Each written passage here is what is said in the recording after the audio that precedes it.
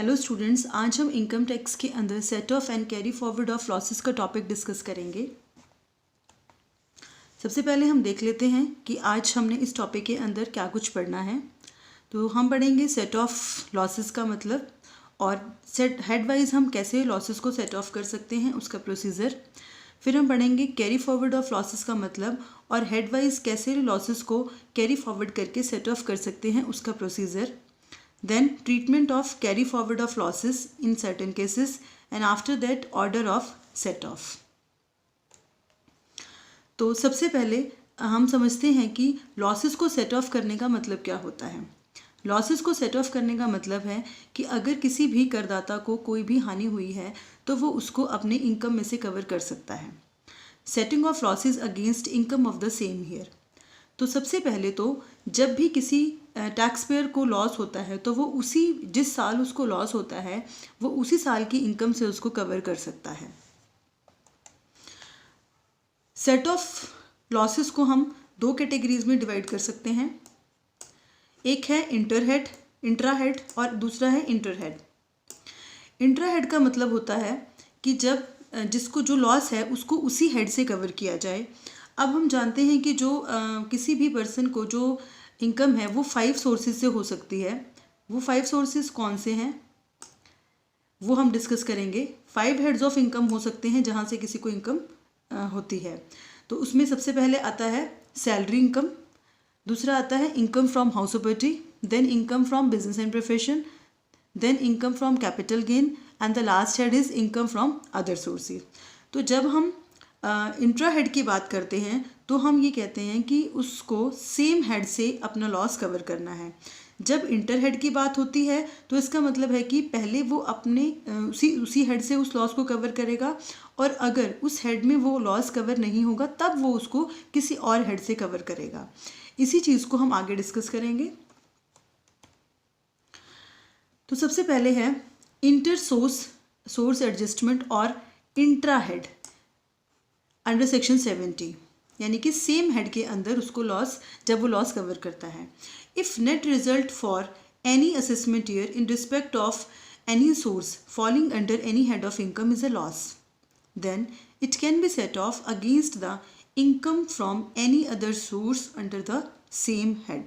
यहाँ पर जो ध्यान रखने वाली बात है वो है सेम हेड, कि अगर किसी भी करदाता को कहीं उसको लॉस होता है किसी भी असेसमेंट ईयर में तो वो क्या करेगा कि उसको सेम हेड की इनकम से जो है वो सेट ऑफ कर सकता है। अब आगे हम देखेंगे कि वो कैसे करेगा इन सब चीज़ों को।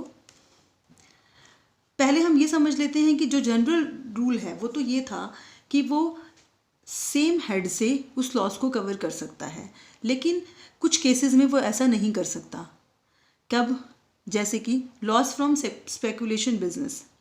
अब जो स्पेकुलेशन बिजनेस है या फिर स्पेसिफाइड बिजनेस है, वैसे तो ये बिजनेस एंड प्रोफेशन की कैटेगरी में आता है, लेकिन बिजनेस एंड प्रोफेशन की कैटेगरी में भी अगर हम इसको सिंप्लीफाइड तरीके से कहें तो एक तो सिंपल जनरल बिजनेस होगा, जैसे कि कोई भी कपड़े का व्यापारी हो गया या आप कह लीजिए फर्नीचर का बिजनेस हो गया, इस तरीके का कोई भी सिंपल बिजनेस। दूसरा अगर हम स्पेकुलेशन यानी कि सट्टे का व्यापार कहें। तीसरा स्पेसिफाइड बिजनेस जो कि विशेष तरह के व्यवसाय हैं जिनको 35 AD के अंदर बताया गया है। तो अगर जनरल बिजनेस है तब तो वो एक बिजनेस को दूसरे बिजनेस सेट ऑफ कर सकता है, लेकिन अगर वो स्पेकुलेशन बिजनेस का लॉस है तब वो इसको किसी और उसी हेड के किसी और इनकम से सेट ऑफ नहीं कर सकता। ऐसे ही अगर वो स्पेसिफाइड बिजनेस लॉस है तो उसको भी वो किसी और हेड से कवर नहीं कर सकता, वो सिर्फ और सिर्फ स्पेसिफाइड बिजनेस इनकम से ही कवर किया जाएगा। इसी तरीके से अगर लॉन्ग टर्म कैपिटल लॉस है तो वो सिर्फ और सिर्फ लॉन्ग टर्म कैपिटल गेन से ही सेट ऑफ किया जाएगा, वो किसी और कैपिटल गेन से सेट ऑफ नहीं होगा। इट मीन्स कि वो शॉर्ट टर्म कैपिटल गेन से सेट ऑफ नहीं हो सकता। नेक्स्ट है loss from owning and maintaining horse race. अगर हॉर्स रेस को से कोई लॉस है तो वो भी सिर्फ और सिर्फ हॉर्स रेस की इनकम से ही सेट ऑफ हो सकता है, किसी और इनकम से सेट ऑफ नहीं हो सकता। इसके अलावा अदर सोर्सेज के अंदर कुछ जो इनकम है वो जैसे lottery, crossword puzzles, gambling, card games आती हैं।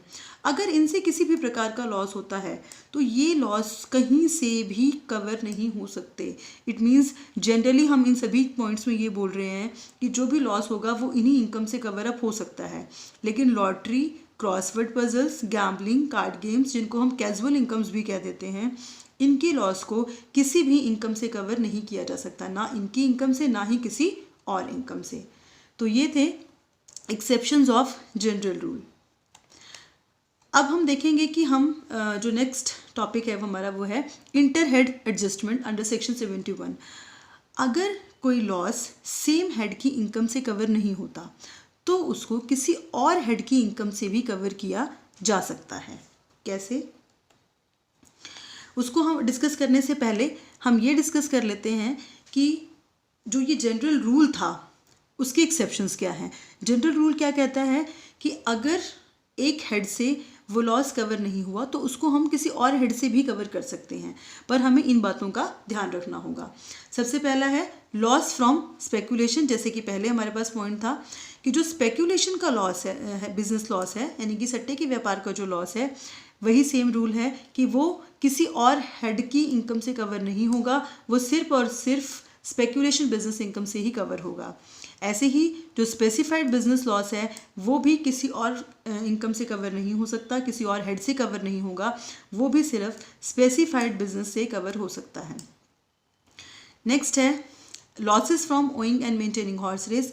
ये भी बिल्कुल पहले जैसा ही है इसमें भी कि इनके भी जो लॉसेस हैं वो सिर्फ और सिर्फ हॉर्स रेस की इनकम से ही कवर अप हो सकते हैं, किसी और हेड की इनकम से कवर अप नहीं हो सकते। नेक्स्ट है loss from business and profession. यहाँ पर जो बिजनेस की बात हो रही है वो साधारण बिजनेस है। जो बिजनेस का लॉस है वो सैलरी इनकम से कवर अप नहीं हो सकता। ये पॉइंट यहाँ पर नया है, that can not be set off against income from salary.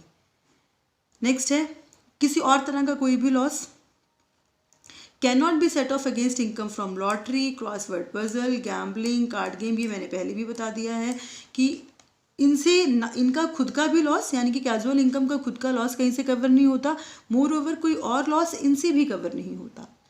So these were some exceptions of general rule of inter head adjustment.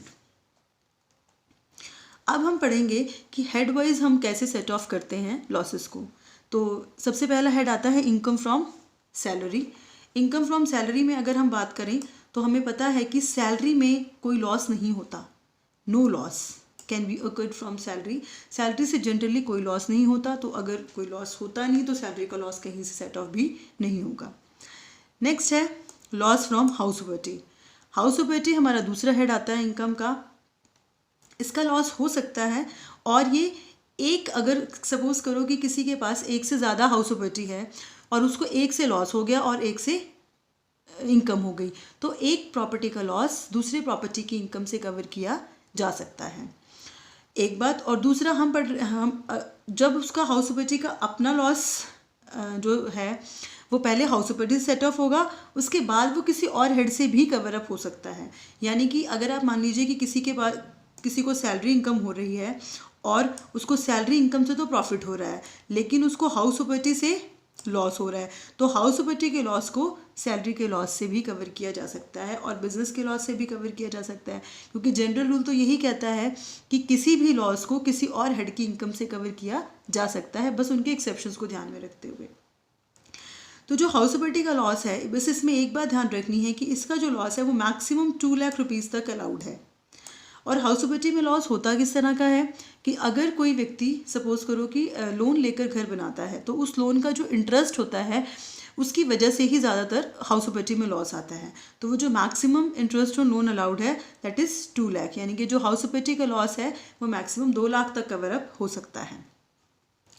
Next head आता है हमारे पास income from losses from business and profession. तो ये simple है कि business and profession से cover up हो सकता है लॉस, सिर्फ किस और बाकी से भी कवर अप हो सकता है, पर किससे नहीं हो सकता, सैलरी से बिजनेस का लॉस कवर अप नहीं हो सकता। नेक्स्ट अगर हम बात करें तो बिजनेस एंड प्रोफेशन के अंदर ही 2 और आते हैं, that is loss from speculation business and loss from specified business. ये मैंने आपको बता दिया था कि स्पेकुलेशन बिजनेस का लॉस स्पेकुलेशन की इनकम सेट ऑफ होगा, स्पेसिफाइड बिजनेस का लॉस स्पेसिफाइड बिजनेस की इनकम से सेट ऑफ होगा। नेक्स्ट हेड है कैपिटल गेन। कैपिटल गेन में जनरली दो तरह के लॉसेस होंगे, that is short term capital loss and long term capital loss. Short term capital loss short term capital gain and long term capital gain दोनों से set of हो सकता है, लेकिन लॉन्ग टर्म कैपिटल लॉस सिर्फ और सिर्फ लॉन्ग टर्म कैपिटल गेन से ही सेट ऑफ हो सकता है। अदर सोर्सेज में अगर हम बात करें तो इसी में losses from owning and maintaining horse race आता है, और losses from lottery, crossword puzzles, gambling, card games and betting. Horse race का हमने डिस्कस कर लिया कि सिर्फ और सिर्फ हॉर्स रेस की इनकम से ही सेट ऑफ हो सकता है, एंड जो ये कैजुअल इनकम के जितने भी ये लॉसेज हैं ये कहीं से भी सेट ऑफ नहीं हो सकते। सो अगर हम हेड वाइज बात करें तो ये तरीका रहता है लॉसेस को सेट ऑफ करने का। नेक्स्ट जो हमारा टॉपिक है आज के लेक्चर का वो है कैरी फॉरवर्ड ऑफ लॉसेस।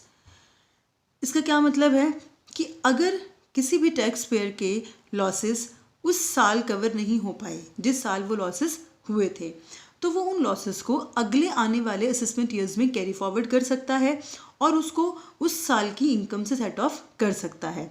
पर इसकी शर्त क्या है कि उसने उन लॉसेस की जिस साल वो हुए थे उनकी properly income tax return file कर रखी हो। तो अब हम डिस्कस करेंगे हेडवाइज कैरी फॉरवर्ड ऑफ लॉसेस।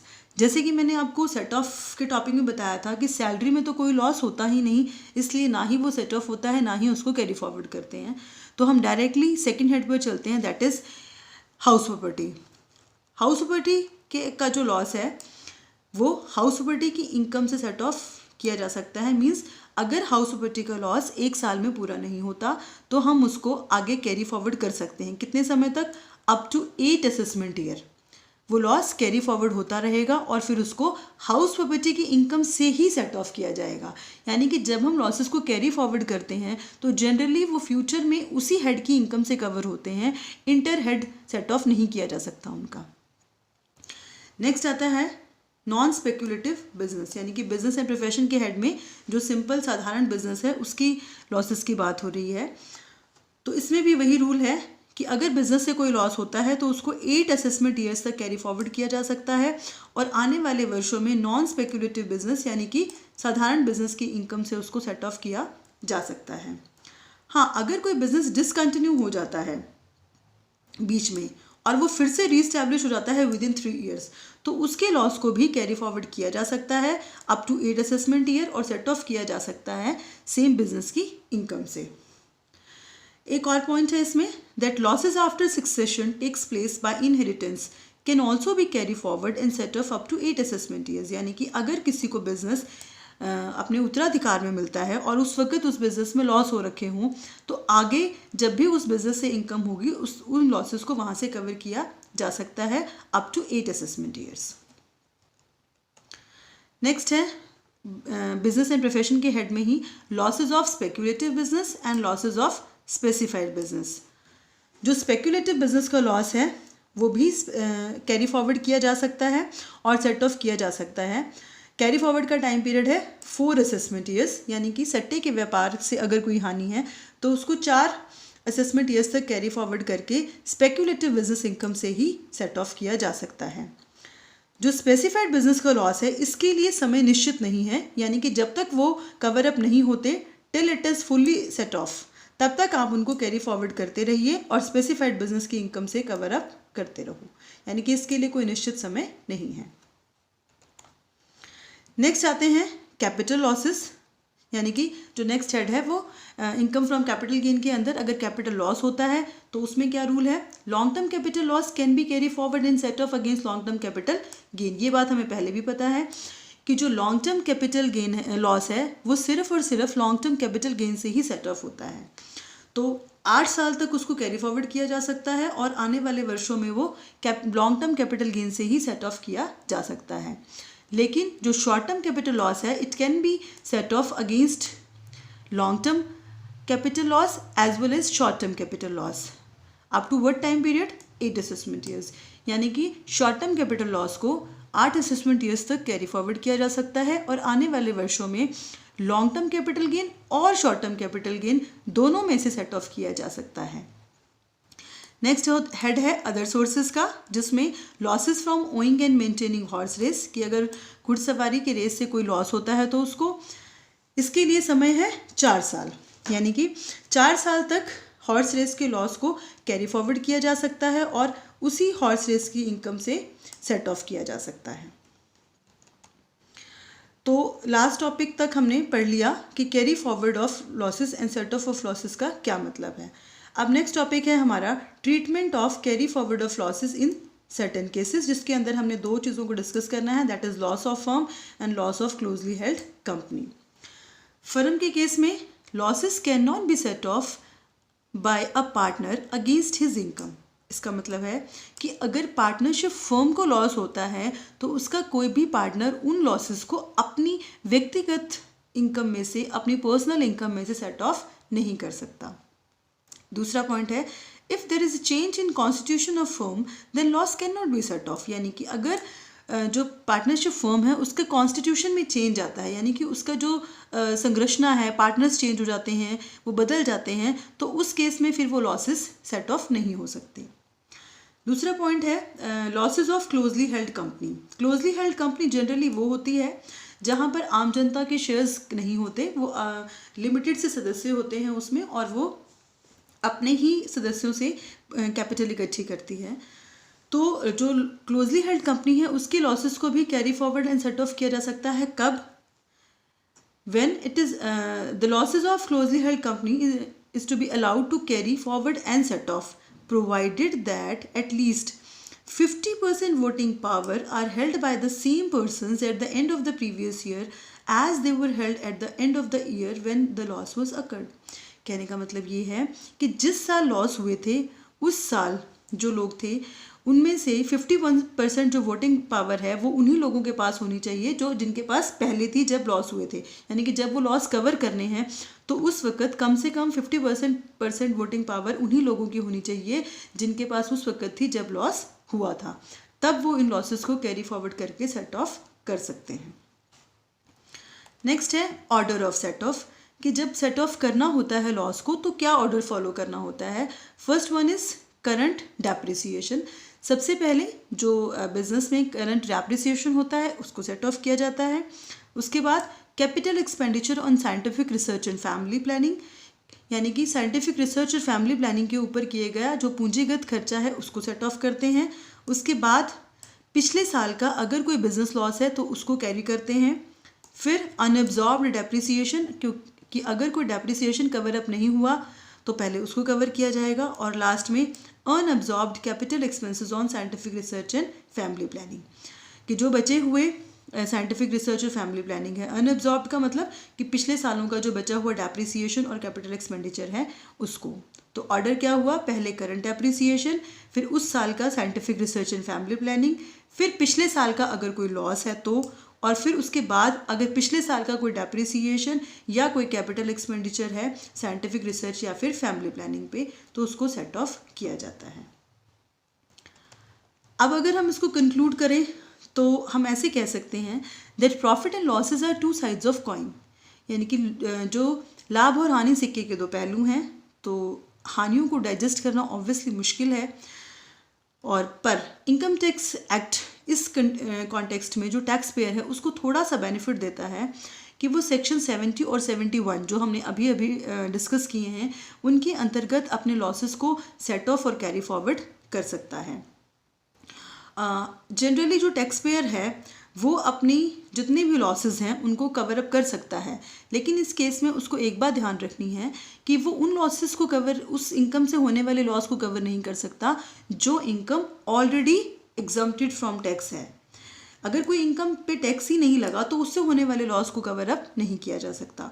और दूसरी बात, अगर लॉसेस को कवर अप करना है, फ्यूचर में कैरी फॉरवर्ड करके सेट ऑफ करना है, तो उसके लिए जो इनकम टैक्स रिटर्न है उसका फाइल होना ज़रूरी है। तो अगर वो इनकम टैक्स अधिनियम को ध्यान में रखकर अपने अकाउंट्स मेंटेन करेगा, इनकम टैक्स रिटर्न फाइल करेगा, तो वो अपने जो लॉसेस हैं उनको set of and carry forward कर सकता है। लास्ट में हम देख लेते हैं कि इस चैप्टर से रिलेटेड इंपॉर्टेंट क्वेश्चन क्या बनता है। तो एक ही क्वेश्चन है इस चैप्टर का main, that is explain the provision regarding set of and carry forward of losses in detail, कि भी जो भी सेट ऑफ और कैरी फॉरवर्ड ऑफ लॉसेस से संबंधित प्रावधान हैं उनको विस्तार से लिखिए।